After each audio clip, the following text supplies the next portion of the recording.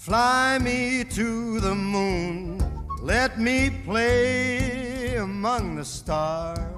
Marilyn Monroe was an icon because people looked up to her as the most beautiful woman in the world, the most sexy woman in the world.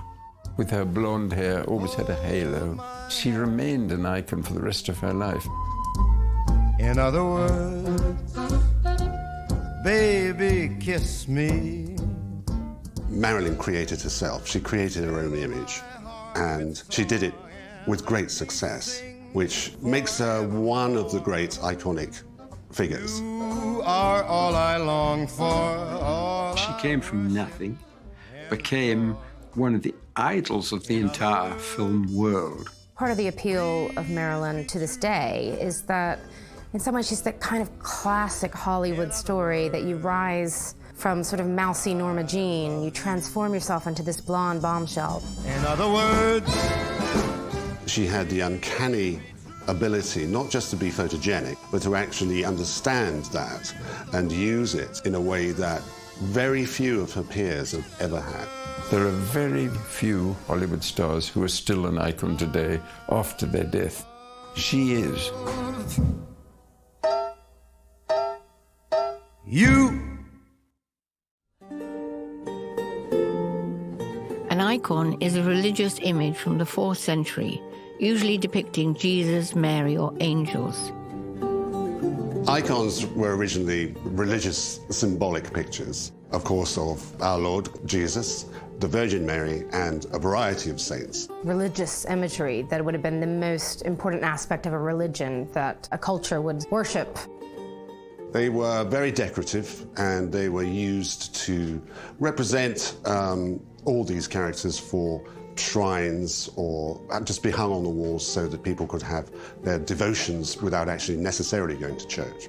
The idea of the icon was then passed on or hijacked by royal portrait painters. So they were official portraits of, say, Queen Elizabeth. The Tudors were very good at it. Holbein's portrait of King Henry VIII. They created a kind of image that the royal personage wanted to convey to the rest of the world, certainly the nation. The Hollywood star system conveyed the power of their stars in much the same way, striking portraits for maximum attention. Obviously, icons started out as religious imagery, but over the centuries and the decades, icons have become much more like pop culture figures. It takes 3 elements to create an icon: the subject, the publicist, and the general public. Put those together, you create an image that will be sunk into the public imagination and their mind like fishhooks. Marilyn Monroe was a natural at this from the start. Even in her earliest shots, Marilyn maximizes the possibilities of being iconic in the classical sense of the word. With Marilyn Monroe, she is the ultimate blonde bombshell. Marilyn has dyed her hair platinum, creating a halo look around her head. She starts to look straight into the camera in a most engaging way. She wasn't born a natural blonde, so she sort of glows with this hair, and it became one of her trademarks. Her skin has an opalescent effect in black and white. She has all the factors which create luminosity. The eyes just get you, and just something about the whole package, the way she looks, just so instantly recognizable. Doesn't look like anybody else that's ever been born on this planet. A great deal of it is to do with single images, and these single images may be either a photograph which has been specially posed, or it can actually be taken from one of the films. They'll freeze that frame and then put that out on magazine covers, on posters, and then that becomes the icon.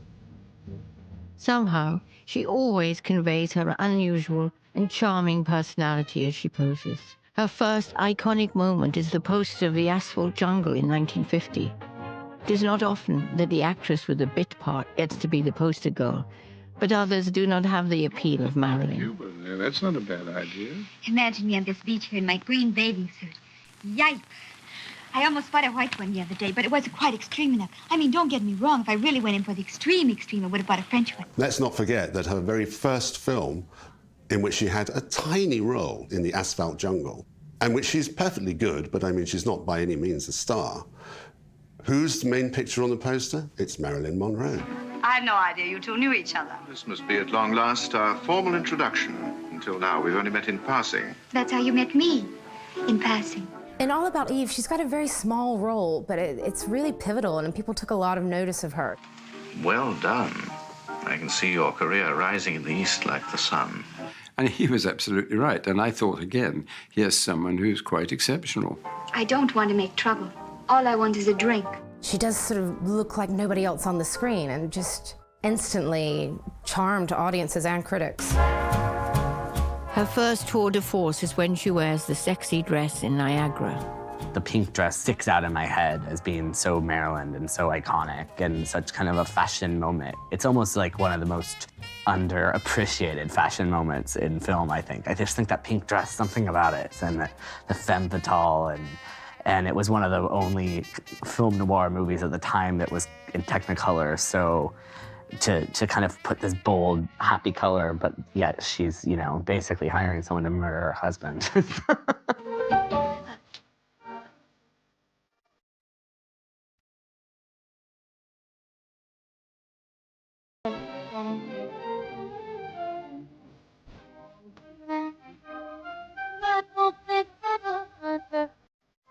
In Gentlemen Prefer Blondes, she's got a great role playing Lorelei Lee, who's a showgirl and the best friend to Jane Russell's character, who's also a showgirl. Probably one of the most iconic sequences ever in film history is Diamonds Are a Girl's Best Friend. She comes out in this pink satin dress draped with jewels, and they just sort of light up against her skin. She's glowing, she's smiling.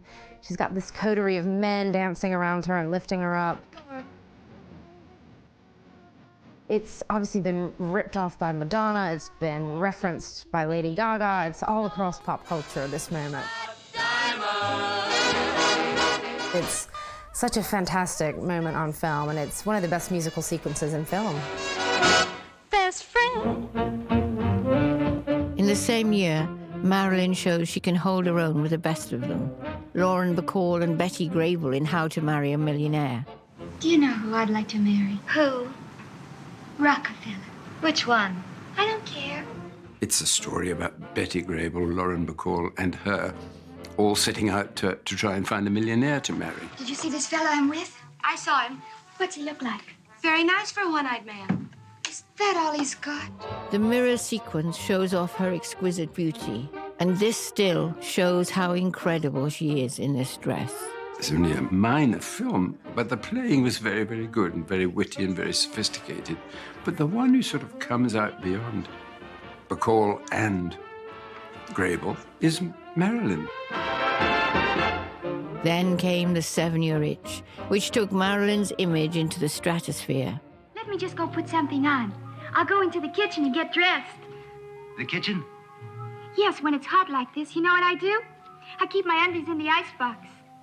In The 7-Year Itch, she's playing one of her classic ditzy blondes, and you think back to this film now, and it's an iconic moment in film when she's wearing that white dress, standing over the subway grate, and it billows up around her.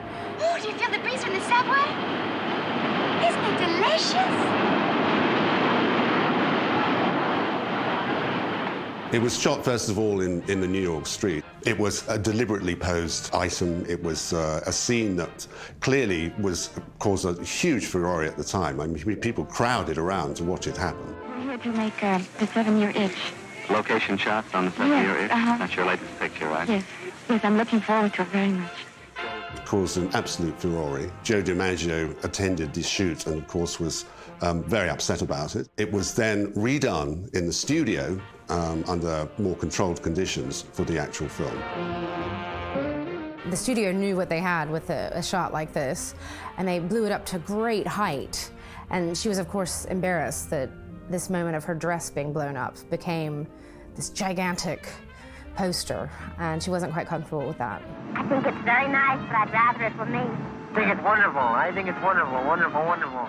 That image is not just famous as a film image, that became one of the most recognizable images of the 20th century. It's right up there with the moon landing almost, which is just unheard of, but that just really caught the imagination of the public. There's a reason that's an iconic image.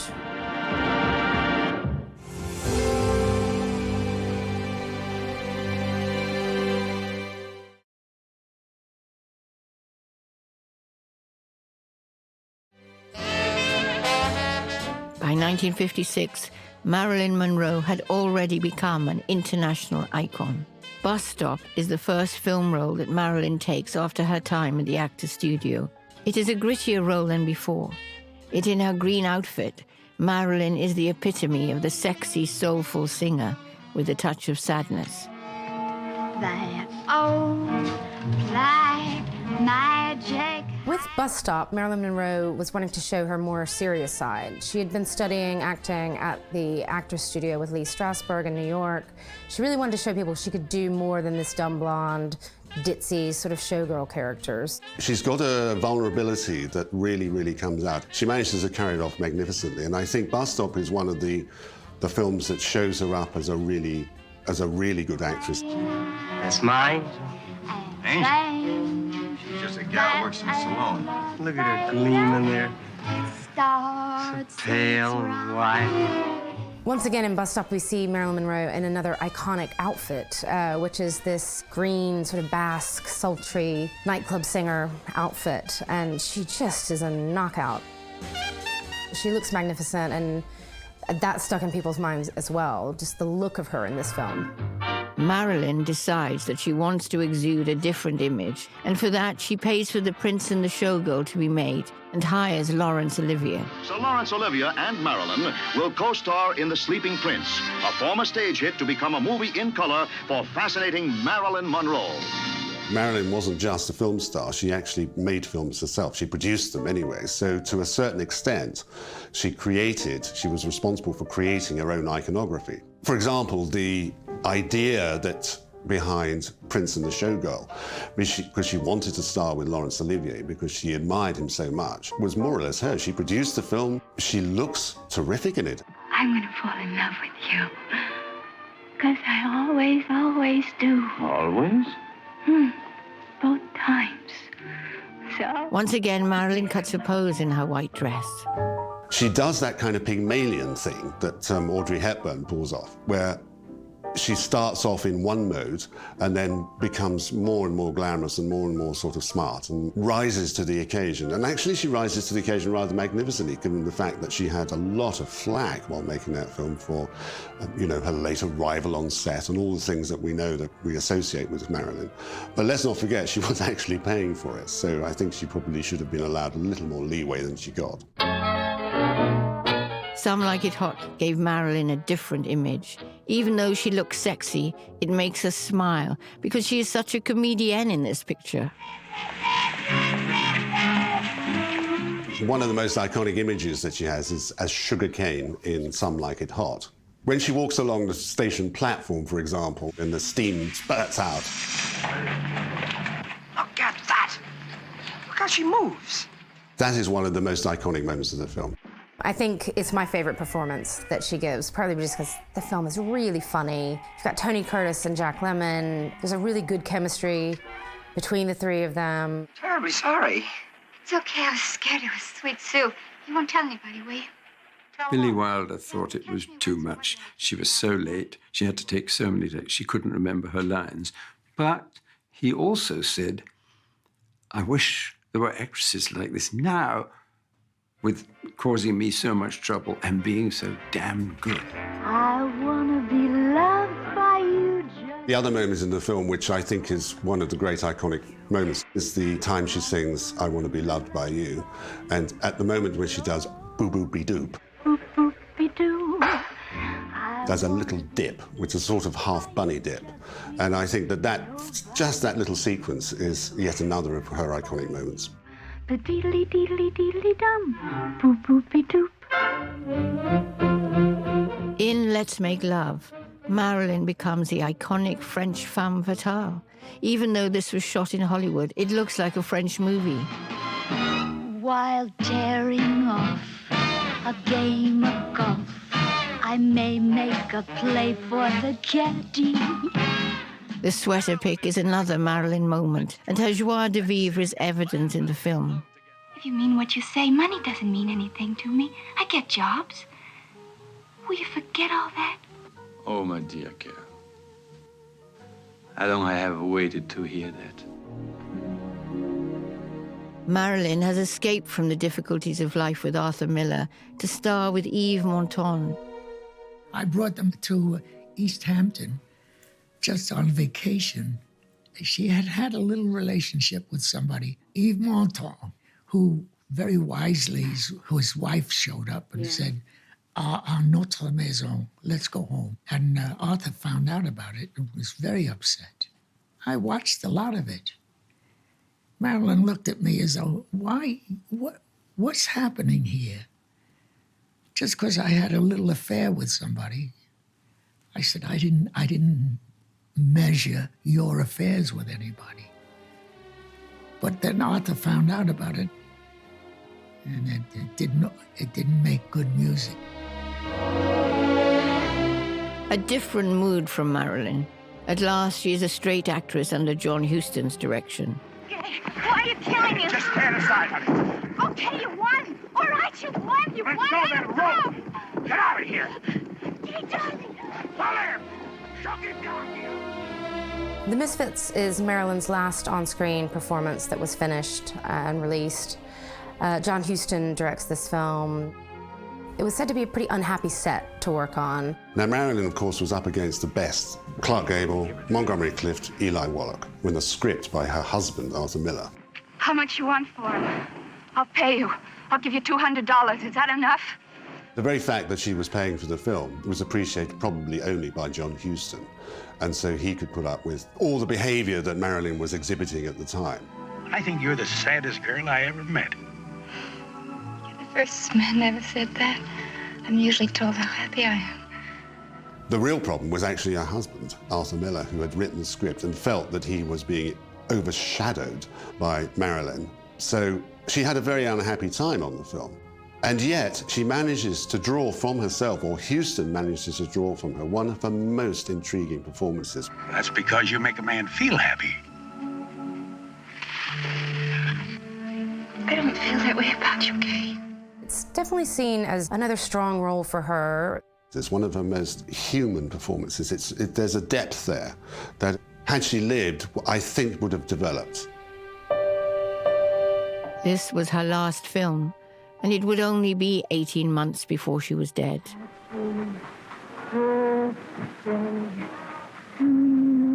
In May 1962, Marilyn takes the stage at Madison Square Garden to sing Happy Birthday, Mr. President to John F. Kennedy.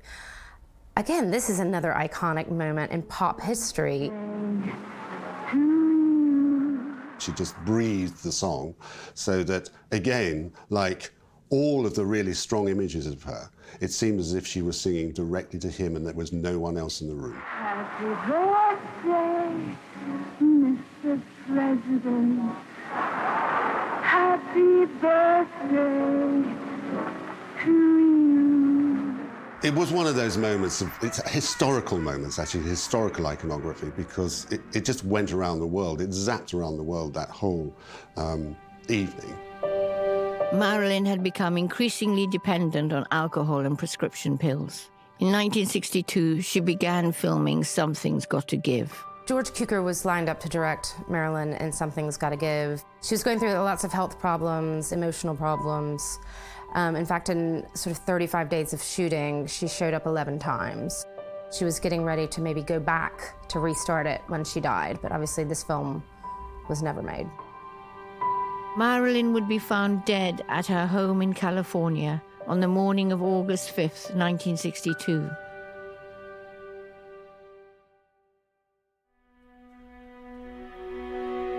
This headline was sent all over the world.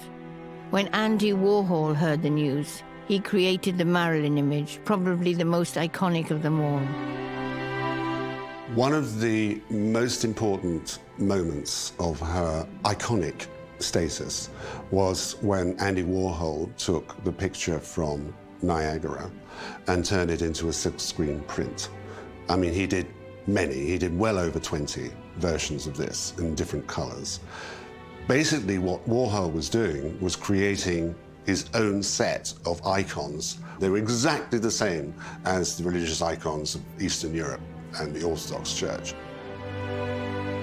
Each one has its own individual character, so that you could never tire of looking at them all. You still see that Warhol, Marilyn paintings and screen prints all over the world. It's still such an iconic image because she's captured at this beautiful moment. Marilyn never gets old. That's the other thing. We never saw old Marilyn. She died at age 36. The fact that we have this screen print of her as a young woman, I think only sort of adds to her myth and her legend. Marilyn Monroe has become one of the 20th century's most enduring icons.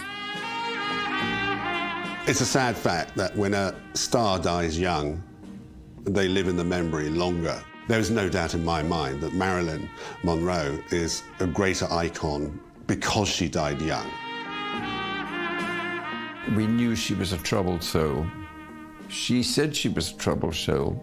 She always admitted it. But she remained an icon for the rest of her life. And not only that, she's still an icon today. You see posters and pictures of her. Young women are discovering her. They want to emulate her in terms of makeup and fashion. She's become a complete icon. Of all the blonde bombshells that we think of, Marilyn is head and shoulders above the rest. She wasn't just a platinum blonde, she was a plutonium blonde.